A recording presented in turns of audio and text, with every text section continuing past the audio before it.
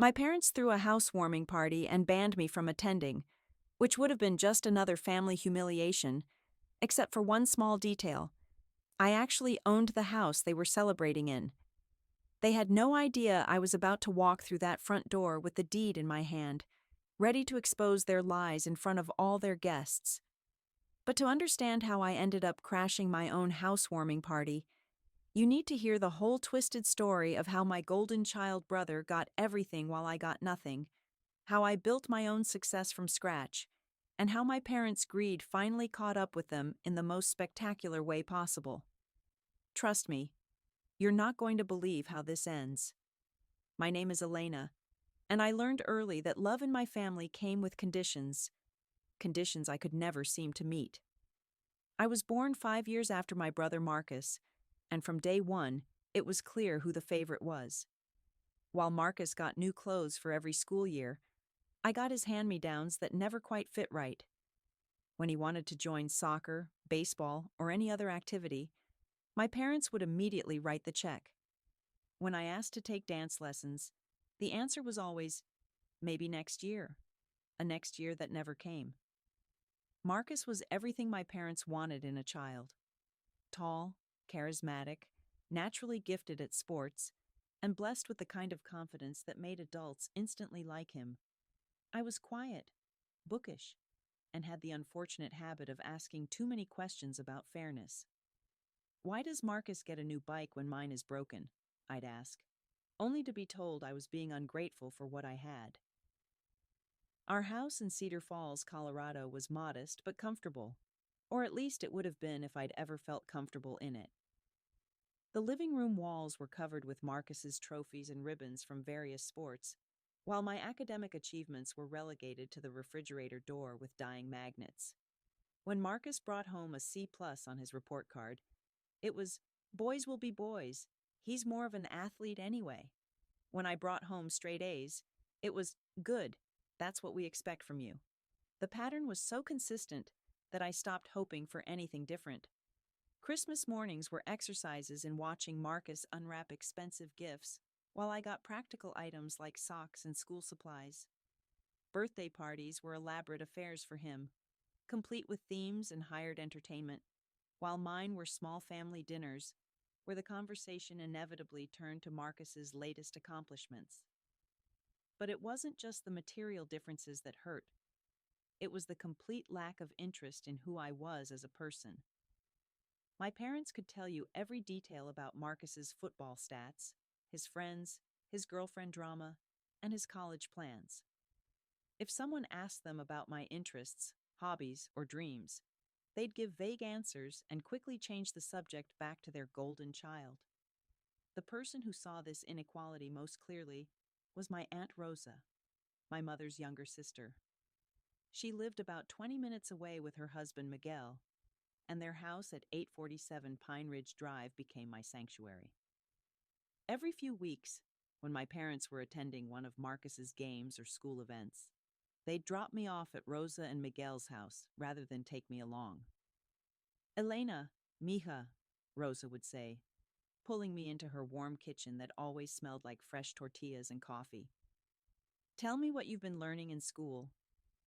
And she would actually listen, really listen, as I talked about my favorite subjects, the books I was reading, and the essays I was proud of. Miguel would help me with math homework at their kitchen table, patiently explaining concepts until I understood them completely.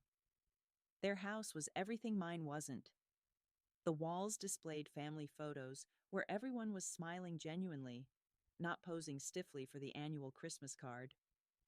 Rosa would ask about my day and remember the details weeks later. Miguel would teach me practical skills like changing a tire or balancing a checkbook, things my parents never thought to share with me.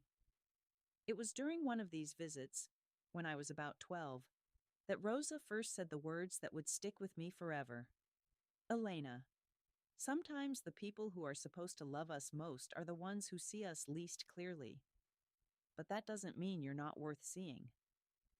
At the time, I didn't fully understand what she meant. But those words planted a seed that would eventually grow into the strength I'd need to survive what was coming. The real shift in our family dynamic happened when Marcus graduated high school and left for Colorado State University on a partial football scholarship. I remember the day vividly, my parents crying tears of pride as they loaded his dorm room essentials into our SUV, talking nonstop about their college boy and how bright his future looked. I was 13 and secretly hoped that with Marcus gone, maybe I'd finally get some of their attention. I couldn't have been more wrong. Instead of my parents suddenly noticing their remaining child, they seemed to view me as Marcus's replacement in the worst possible way.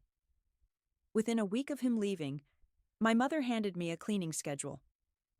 "You're old enough to help maintain this house," she announced, pointing to a detailed list of chores that had somehow never been Marcus's responsibility, despite him being 5 years older when he lived here. Every day after school, instead of having time for homework or the few friends I'd managed to make, I was expected to vacuum, dust, do laundry, and clean bathrooms. When I protested that I had a big history test to study for, my father looked up from his newspaper with annoyance.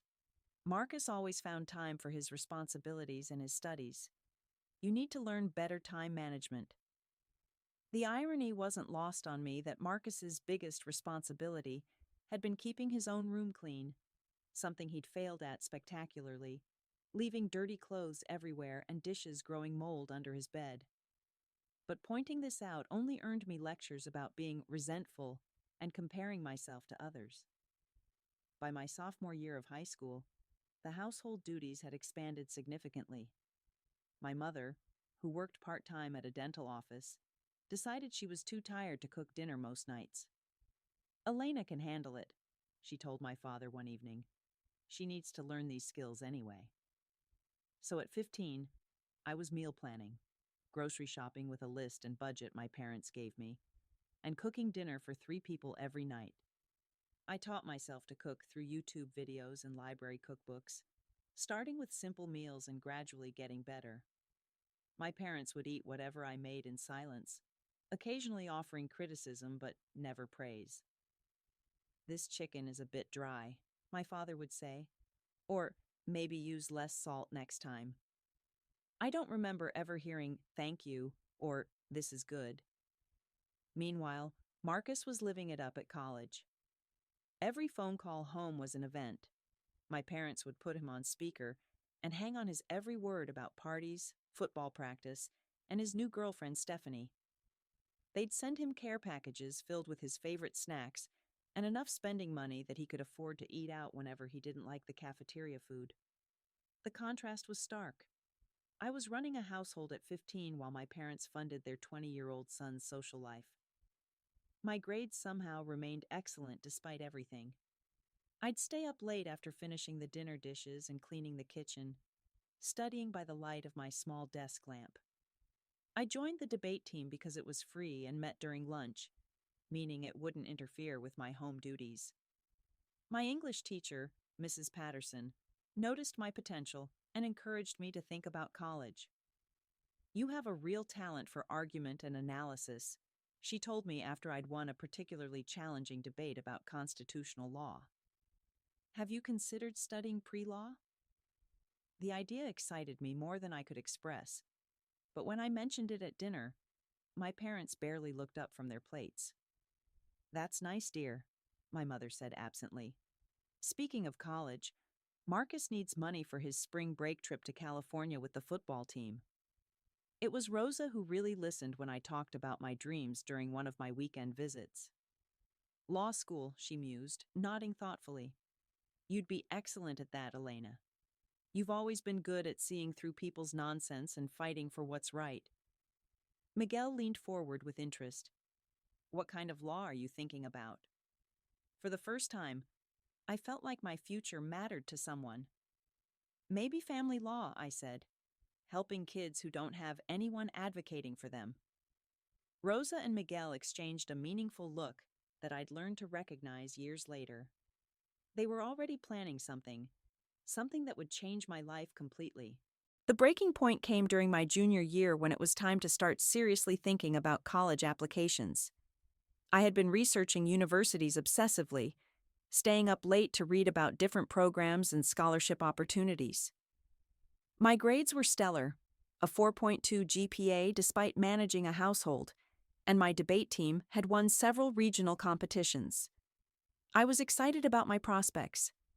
That excitement died during a family dinner in March when the topic of college finally came up. Marcus was home for spring break, regaling us with stories about his fraternity and his internship prospects, when my mother casually mentioned my upcoming senior year. Elena will need to start thinking about community college soon, she said, cutting into her chicken.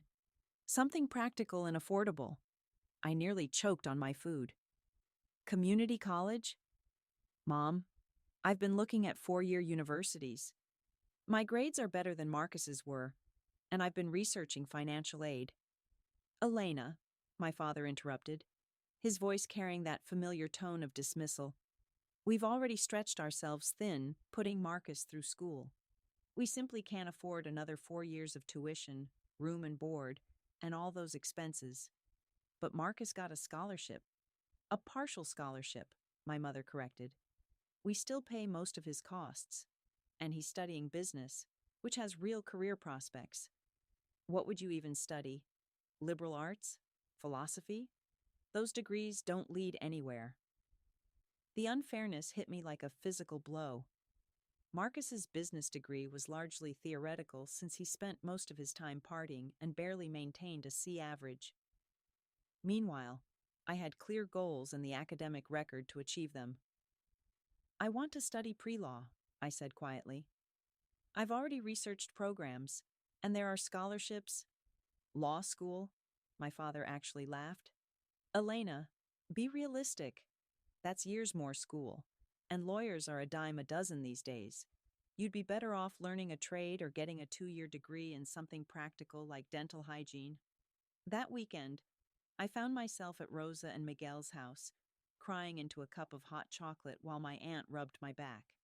I told them everything: the college conversation, my parents' dismissal of my dreams, and my growing desperation about my future. Elena, Rosa said carefully, how serious are you about this law degree? It's all I think about, I admitted. I know I could be good at it. Mrs. Patterson says I have natural talent, and I love researching cases and building arguments.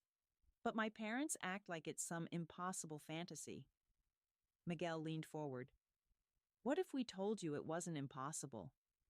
I looked up, confused. Rosa disappeared into their home office and returned with a folder I'd never seen before. She sat down beside me and opened it to reveal bank statements and investment documents. Elena, we've been saving for your education since you were born, she said softly. We watched how your parents treated you compared to Marcus, and we knew this day would come. I stared at the papers, not understanding. What do you mean? We mean, Miguel said with a gentle smile, that you can choose any university you want. Full tuition, room and board, living expenses, everything is covered. The numbers on the statements blurred as tears filled my eyes. They had saved over $180,000 specifically for my education. Not only could I afford 4 years of undergraduate school, but there was enough for law school too. Why? I whispered. Rosa took my hands. Because we see you, Mija. We see how smart you are, how hard you work, how much potential you have. Your parents are too blinded by their favoritism to recognize what they have in you, but we're not. That night, I went home and told my parents I was moving in with Rosa and Miguel to finish high school. My mother barely looked up from her magazine. If that's what you want, she said, with what sounded almost like relief. My father just nodded. Probably for the best. Rosa and Miguel have more time to deal with teenage drama. As I packed my belongings, which fit into just 2 suitcases, I realized they weren't sad to see me go. If anything, they seemed relieved to have one less responsibility. Marcus would be graduating soon and moving back home temporarily, and they'd have their golden child back without the inconvenience of his little sister around. I never looked back. Living with Rosa and Miguel, transformed my life completely. Their house became the home I'd never had, one where my achievements were celebrated, my opinions mattered, and my future was discussed with genuine excitement rather than dismissive tolerance. I thrived academically, graduated as valedictorian, and got accepted to Colorado State University with a pre-law focus. College was everything I'd dreamed it would be. Free from household responsibilities for the first time in years, I threw myself into my studies and extracurricular activities. I joined the mock trial team, volunteered at a legal aid clinic, and maintained a perfect GPA. My professors took notice, recommending me for internships at Rocky Mountain Legal Group, one of Denver's most prestigious law firms. Meanwhile, the golden child was struggling. Marcus had graduated college with a mediocre GPA and a business degree he'd barely earned. His dreams of playing professional football had died when a knee injury ended his college career sophomore year. Without the structure of school and sports, he seemed completely lost. He moved back home with my parents and bounced between entry-level sales jobs, quitting each one after a few months because the work was beneath him or the boss didn't appreciate his potential. Rosa would update me during our weekly phone calls, shaking her head at the latest family drama. "Your brother brought home another girlfriend last week," she'd tell me. "Stephanie seems nice enough, but she's already pregnant, and they've only been dating 4 months." The pregnancy news didn't surprise me. Marcus had always been impulsive, and my parents had never held him accountable for his decisions. What did surprise me was how quickly the situation spiraled. Stephanie moved in with Marcus and my parents, and suddenly their modest house was overcrowded with adult drama. Marcus couldn't hold down a job long enough to support his growing family, and Stephanie's part-time work at a coffee shop barely covered her own expenses. My parents found themselves not just housing 2 additional adults, but financially supporting them as well. "Your father had to take out a second mortgage," Rosa told me during my sophomore year. "They're paying for everything: Marcus's car payment, health insurance for Stephanie, doctor visits for the pregnancy. Your mother's working full-time now just to make ends meet." The irony wasn't lost on me. The same parents who couldn't afford to help with my education were somehow finding money to support their unemployed son and his girlfriend. When Stephanie gave birth to twins, Lily and Owen, the financial strain became even worse. Diapers, formula, childcare, medical bills. It all fell on my parents' shoulders while Marcus continued his pattern of starting and quitting jobs. I was entering my senior year when Rosa called with particularly shocking news. "Elena, your parents came to see us yesterday. They were asking for money." My stomach dropped. "What kind of money?" "They wanted us to loan them $50,000. They said they were behind on both mortgages and facing foreclosure. Marcus has been unemployed for 3 months, and Stephanie can't work because childcare for twins costs more than she'd make." "What did you tell them?" "We told them we'd think about it." Miguel's voice came through the speakerphone. "But Elena, we wanted to talk to you first. That money, it comes from what we've been saving for your law school." I felt sick. Even now, Marcus's poor decisions were threatening my future. Did they know that? Did they know they were asking for my law school fund? Rosa's silence told me everything. "Your mother mentioned that you were probably done with school anyway, since you'd be graduating soon. She said law school was just an extended childhood, and you needed to get a real job." The casual dismissal of my dreams I was so close to achieving, ignited a fury I'd never felt before. Here I was, months away from graduating summa cum laude with job offers already coming in from top law firms, and my parents still saw my education as less important than bailing out their precious son. "Don't give them the money," I said firmly. "I'm going to law school, and Marcus needs to figure out his own life." But even as I said it, I knew this wasn't over. My parents' financial desperation would only grow worse, and they'd always seen Rosa and Miguel as their safety net. What I didn't know was just how far they'd be willing to go to get what they wanted. 2 months before my college graduation, I received the call that changed everything. Rosa's voice was shaky when she told me Miguel had suffered a massive stroke while working in their garden. By the time the paramedics arrived, it was too late. The man who had been more of a father to me than my own was gone at 68, far too young and far too suddenly. Rosa was devastated. She and Miguel had been together since high school, and watching her try to navigate life without her partner was heartbreaking. I spent every weekend that spring driving back to Cedar Falls to help her with arrangements, paperwork, and just to keep her company. My parents attended the funeral, of course, but their support felt performative. They were there for appearances, not out of genuine grief. What surprised me most was how quickly Rosa seemed to age after Miguel's death. The vibrant woman who had been my champion and cheerleader became quiet and withdrawn. She stopped cooking the elaborate meals she'd always loved preparing, and their house felt hollow without Miguel's booming laugh and terrible dad jokes. "I don't know how to do this without him," she confessed to me one evening as we sat in their living room, surrounded by photo albums we'd been organizing. "He handled all the finances, the house maintenance, the important decisions. I feel lost." I stayed with her that entire summer after graduation, helping her adjust while I studied for the LSAT and applied to law schools. My job offers from various firms were put on hold. Rosa needed me, and after everything she'd done for me, I couldn't abandon her now. But Rosa was frailer than I'd realized.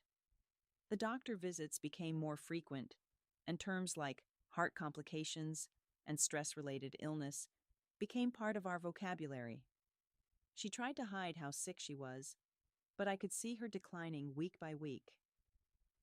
One evening in late September, as we were having our usual quiet dinner, Rosa brought up something she'd been avoiding for months. "Elena, we need to talk about the house and the accounts," she said, pushing food around her plate without eating. "I've been putting this off, but I need to make sure everything is in order." "Rosa, you don't need to worry about that now." "Yes, I do." Her voice carried a firmness I hadn't heard in months. "Miguel and I talked about this long before he passed. We have no children of our own, and you've been the daughter we never had. This house, our savings, everything we built together, it should go to you." I tried to protest, but she held up her hand. "Your parents have made their choices about who they value and support. Marcus will inherit from them someday. But you've earned this through your own merit and the love we have for you." Rosa passed away peacefully in her sleep that October, just 5 weeks after our conversation. I found her in the morning when she didn't answer my knock on her bedroom door, looking serene and finally at peace. The grief was overwhelming. In the span of 6 months, I'd lost the two people who had truly believed in me. The funeral was larger than Miguel's. Rosa had been beloved in the community as a retired elementary school teacher, and former students came to pay their respects. My parents attended, but I noticed them whispering together during the service, their expressions calculating rather than mournful. A week later, we gathered in the same law office where Miguel's will had been read. The lawyer, Mr. Davidson, adjusted his glasses and began reading Rosa's final wishes. The silence in the room was thick as he announced that I was inheriting everything: the house at 847 Pine Ridge Drive, their savings accounts totaling $95,000, and Miguel's life insurance policy that Rosa had never touched. My parents' faces went through a spectrum of emotions: surprise, disbelief, and then barely concealed anger. My mother's grip on my father's arm was so tight her knuckles went white. "There must be some mistake," my father said after Mr. Davidson finished. "Rosa was Linda's sister. Surely the family home should stay in the family." "I am family," I said quietly, but my voice carried clearly through the small office. The lawyer cleared his throat. "Mrs. Rosa Martinez was very specific about her wishes. There are no errors or ambiguities in this will." As we left the office, I could hear my parents whispering furiously behind me. but I was too numb with grief to care about their disappointment. I had just inherited more than money and property. I had inherited the final proof that someone had loved me unconditionally. The weeks following Rose's funeral were lonely in a way I'd never experienced.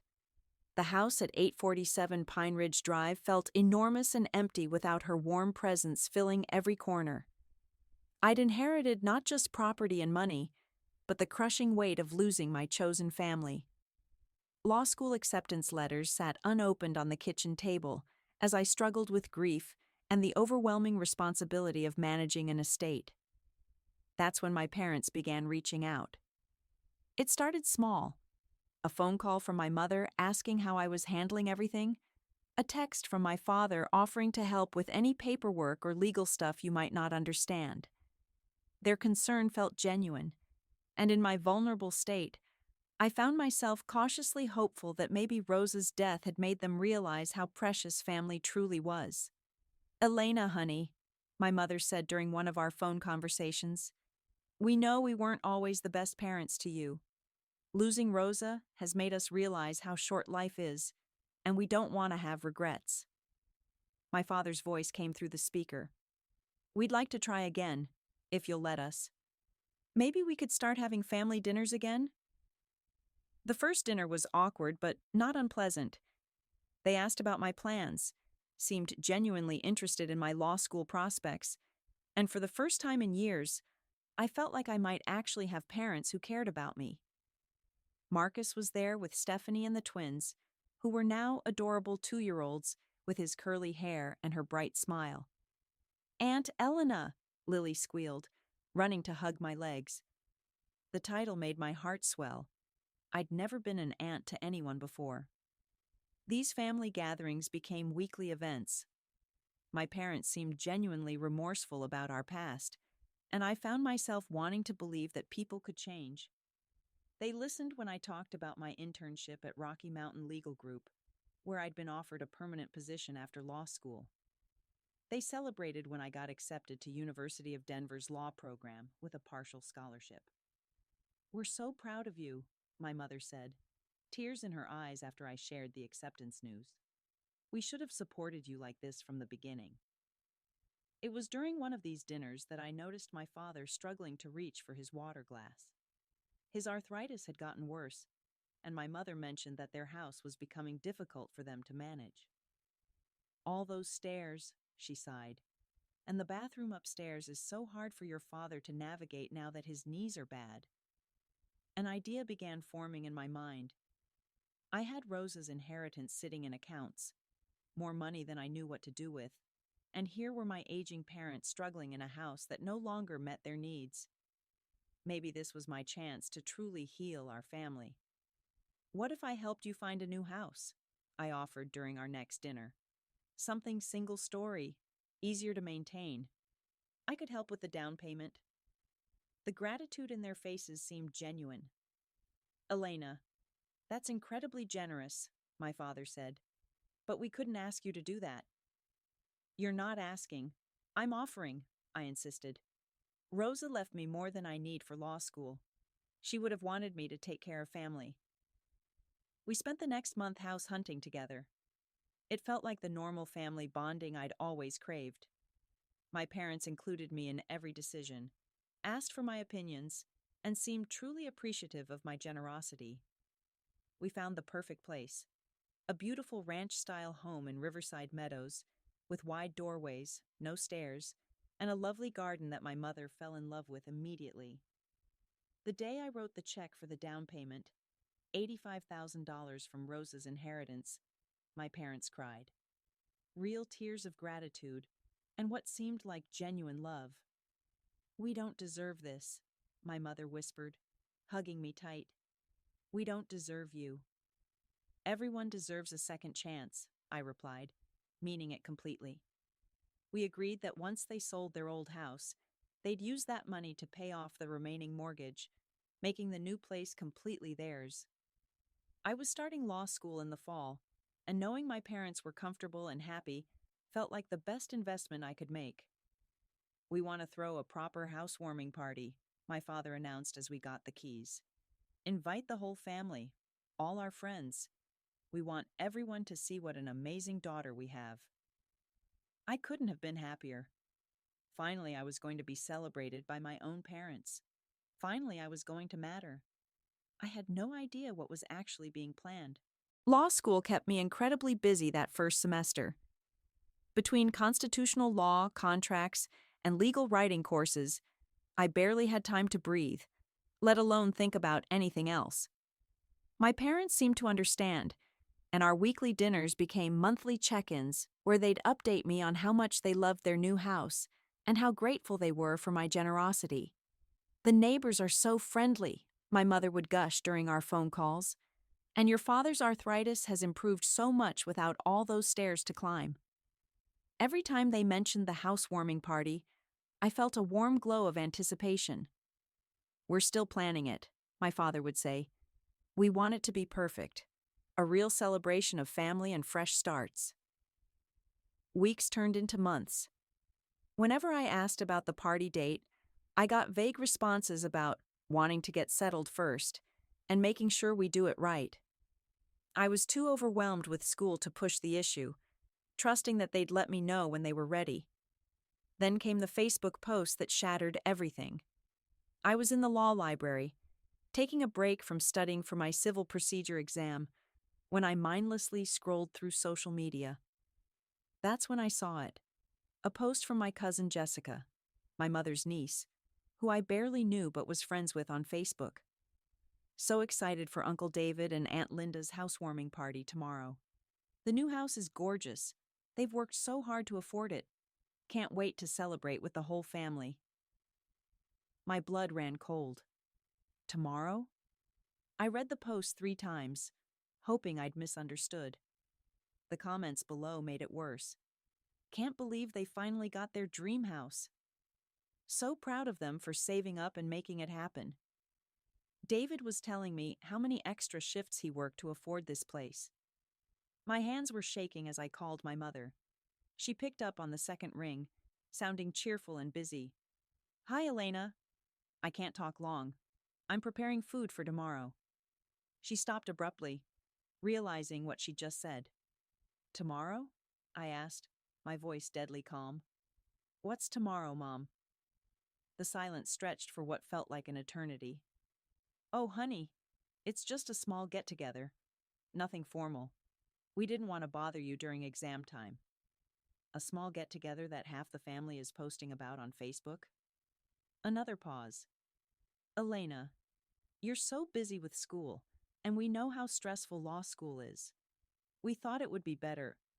"You thought it would be better to have a housewarming party for the house I bought without inviting me?" "Now you're being dramatic," my father's voice came through the phone. He'd picked up the extension. "It's not like that." "Then what is it like, Dad?" "Look," his tone shifted to the dismissive one I remembered from childhood. "What's done is done. We're having some people over to see the house. You can visit any time you want. This doesn't have to be a big deal." That night, I couldn't concentrate on studying. I kept thinking about all the comments on Jessica's post, about how proud everyone was of my parents for working so hard and saving up for their dream house.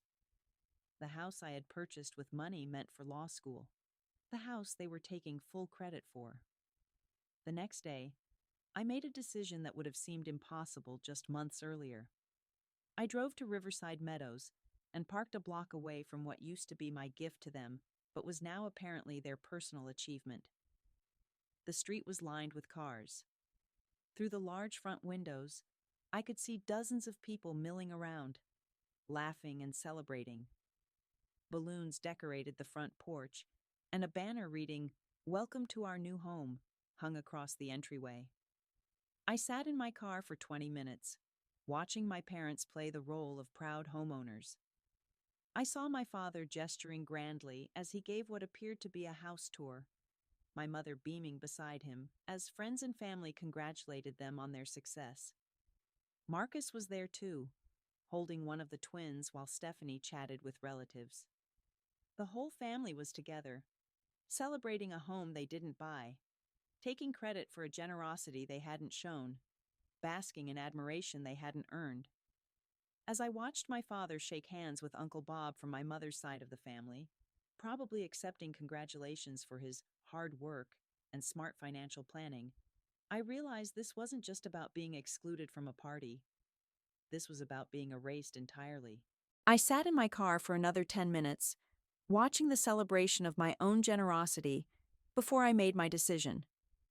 Reaching into my purse, I pulled out the folder I always kept in my car, the one containing all the legal documents related to the house purchase. As a law student, I'd learned to always keep important paperwork organized and accessible. Today, that habit was about to pay off in ways I never imagined. Taking a deep breath, I walked up to the front door of the house I owned. The sounds of laughter and conversation grew louder as I approached. Through the window, I could see my father holding court in the living room, gesturing proudly as he spoke to a group of attentive relatives. I didn't knock. It was my house, after all. The front door was unlocked, and I stepped inside to a scene that made my stomach turn.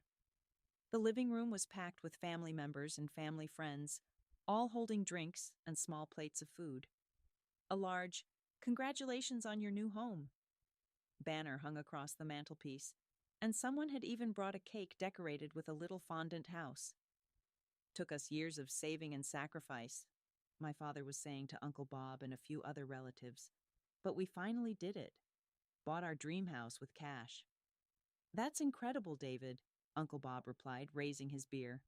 "In this economy, to save up enough to buy a house outright, that takes real discipline." My mother appeared from the kitchen, carrying a tray of appetizers. "We had to make so many sacrifices," she said, her voice carrying just the right note of humble pride. "But it was worth it to have a place we can really call our own." I cleared my throat loudly. "Actually, I think there's been some confusion." The room gradually fell silent as people turned to look at me. My parents' faces went white, but they tried to maintain their composure. "Elena," my mother said with forced brightness. "What a surprise." "Everyone, this is our daughter, Elena. She's in law school." A few people offered polite greetings, but I could see the confusion in their faces. If this was such a wonderful family celebration, why did I look like I'd just crashed a party? "Mom, Dad," I said, loud enough for everyone to hear, "I think you forgot to mention something important about how you were able to afford this house." "Elena," my father's voice carried a warning tone, "maybe we should talk privately." "No, I think this is exactly the right time and place," I interrupted, opening my folder. "Since you're telling everyone how hard you worked and how much you sacrificed to buy this house." The room was completely silent now. Marcus had moved closer, holding Owen tightly, while Stephanie stood frozen with Lily in her arms. "The truth is," I continued, pulling out the first document, "my parents didn't buy this house. I did." I held up the deed with my name clearly visible as the purchaser. "With money my Aunt Rosa left me for law school." Gasps echoed around the room. Uncle Bob nearly dropped his beer. "Elena, stop this right now," my mother hissed, but her voice shook. "Here's the purchase agreement," I said, holding up another document. "Elena Martinez, buyer. Here's the mortgage document, also in my name. And here," I pulled out the final paper, "is the deed showing that I am the sole owner of this property." My father tried to step forward. "Elena, you're embarrassing yourself." "The only embarrassing thing here," I said, my voice growing stronger, "is that my parents threw a party to celebrate a house they don't own, taking credit for money they didn't earn, accepting congratulations for generosity they never showed." The silence was deafening. I could see people's faces as they processed what I'd just revealed. Confusion turning to understanding, understanding turning to judgment. "You see," I addressed the room, "the same parents who told me I wasn't worth investing in, who couldn't afford to help with my education somehow, found it very easy to accept money when it benefited them." Jessica, who had posted about the party on Facebook, was staring at my parents with her mouth open. "Wait, so Elena bought you this house?" Elena is being dramatic, my mother said desperately. She helped with the down payment, but I bought the entire house, I said firmly. With cash. Every single dollar came from my inheritance. The room erupted in whispers and uncomfortable murmurs. People were looking at my parents with expressions ranging from confusion to disgust. And now, I said, folding the papers back into my folder, I'd like everyone to leave. This is my house, and this party is over. The exodus was swift and awkward. Relatives grabbed their coats and purses, mumbling apologies and avoiding eye contact with my parents. Uncle Bob shook his head as he walked past my father, and I heard someone whisper, "How embarrassing," as they filed out the front door. Within 15 minutes, the house was empty except for my immediate family. The "Congratulations on your new home" banner hung mockingly over the now silent living room, and the half-eaten cake sat abandoned on the coffee table. "Elena, please," my mother started, tears streaming down her face. "We can explain." "Explain what?" I cut her off. "Explain how you lied to an entire room full of people about buying a house I paid for? Explain how you took credit for my generosity while bad-mouthing me behind my back?" "We never bad-mouthed you," my father protested weakly. "Really?" "Because I heard you in there talking about how I'm too busy with my career to care about family. The same career you told me was worthless, by the way." Marcus finally spoke up, shifting Owen to his other hip. "Elena, maybe we can work something out. You don't understand how desperate we've been. Desperate enough to steal credit for a gift?" I laughed bitterly. "Desperate enough to throw a party celebrating your success in the house your sister bought you." "We weren't stealing anything," my mother said. We didn't want people to think we were charity cases." "But you are charity cases," I said bluntly. "Marcus can't hold a job. You're supporting his entire family, and you had to beg Rosa and Miguel for money before they died. The only reason you have this house is because I felt sorry for you." The truth hung in the air like a toxic cloud. Stephanie was crying now, and the twins were getting fussy from all the tension. "So here's what's going to happen," I continued, my voice steady and calm. "You have 30 days to find somewhere else to live. I'm selling this house." "Elena, you can't be serious," my father said, his face pale. "Where are we supposed to go?" "I don't know, and frankly, I don't care. You can move in with relatives, find an apartment, or figure out what thousands of other families do when they can't afford their housing. What you can't do is continue living in my house while taking credit for buying it." "What about the twins?" Stephanie spoke for the first time, her voice barely a whisper. "Lily and Owen need stability." I looked at my niece and nephew, feeling a pang of sadness for them. They were innocent in all this adult drama. But I couldn't let my parents' manipulation work, not even when it involved children. "Then their parents need to figure out how to provide that stability," I said. "I'm not responsible for Marcus's children any more than my parents were responsible for me." "Please," my mother begged, falling to her knees dramatically. "We're family. We made mistakes, but we're family." "No," I said, looking around the room at faces that had never truly welcomed me home. "Rosa and Miguel were my family. You're just people who happen to share my DNA." I walked to the front door, then turned back one final time. 30 days. After that, I'm changing the locks. As I drove away from Riverside Meadows for the last time, I felt something I'd never experienced before: complete and utter freedom. The people who had spent years making me feel unwanted had finally gotten exactly what they'd always given me: nothing. 3 weeks later, I received a text from Marcus saying they'd found an apartment and would be out by the deadline. My parents never contacted me directly. I sold the house a month later to a lovely young couple with twin toddlers of their own, and I couldn't help but smile at the irony. I used the money from the sale to pay for the rest of law school and bought myself a small condo near campus. It was the first place that had ever truly belonged to me, bought with money I'd earned through my own choices, and paid for without anyone else's name on the deed. Sometimes I wonder if my parents learned anything from that night, if they ever realized that their favoritism had cost them a daughter who would have given them anything. But mostly, I don't think about them at all. I graduated law school with honors, passed the bar exam on my first try, and now work as a family lawyer, helping kids who, like me, need someone to advocate for them when their own families won't. Rosa and Miguel would be proud.